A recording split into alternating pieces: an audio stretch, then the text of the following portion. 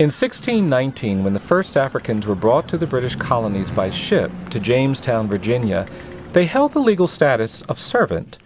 But as the region's economic system became increasingly dependent on forced labor, we descended into slavery. The institution of American slavery developed as a permanent, hereditary system centrally tied to race. Millions of black people were forcibly taken from Africa, crammed on ships and brought to the Americas through a dangerous and deadly journey that crossed the Atlantic. Millions died. Once on our shores, slavery deprived the enslaved person of any legal rights or autonomy, and granted the slave owner complete power over the black men, women, and children legally recognized as property. An ideology of white supremacy, a narrative of racial difference was created to rationalize and justify the continuation of slavery. American slavery was often brutal, barbaric, and violent.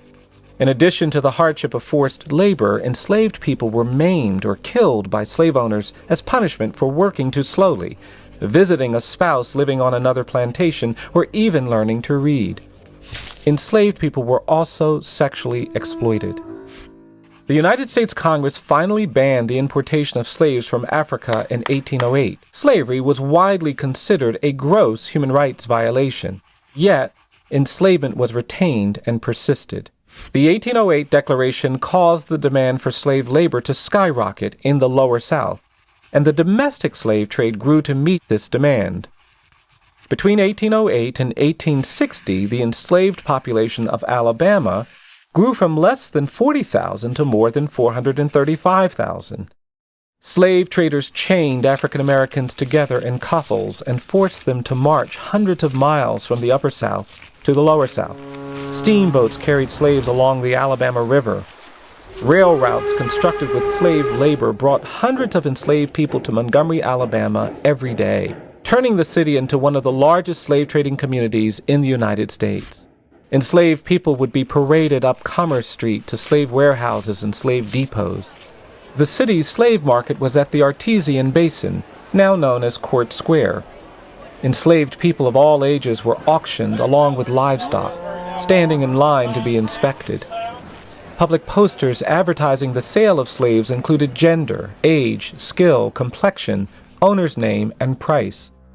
Slavery in America traumatized and devastated millions of people. Husbands and wives, parents and children could not protect themselves from being sold away from each other.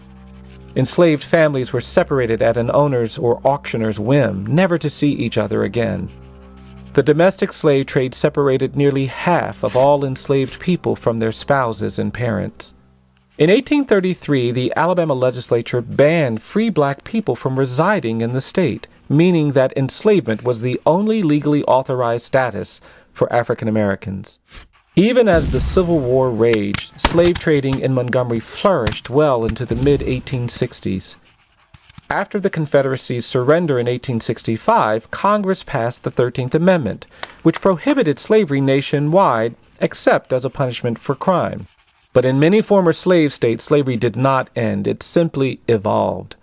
Southern whites, angry after losing the war, targeted black people who were largely abandoned by the federal government in the 1870s. For decades, black men, women, and children were tortured, terrorized, and killed by mobs and violent lynchings, oppressed by a system of racist laws and customs.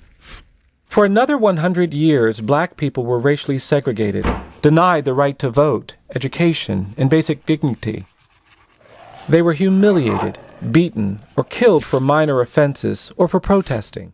The civil rights movements of the 1950s and 60s helped to end legally authorized racial segregation, but racial bias still persists. Today, a presumption of guilt is assigned to many people of color who are disproportionately arrested, convicted of crimes, and sent to prison.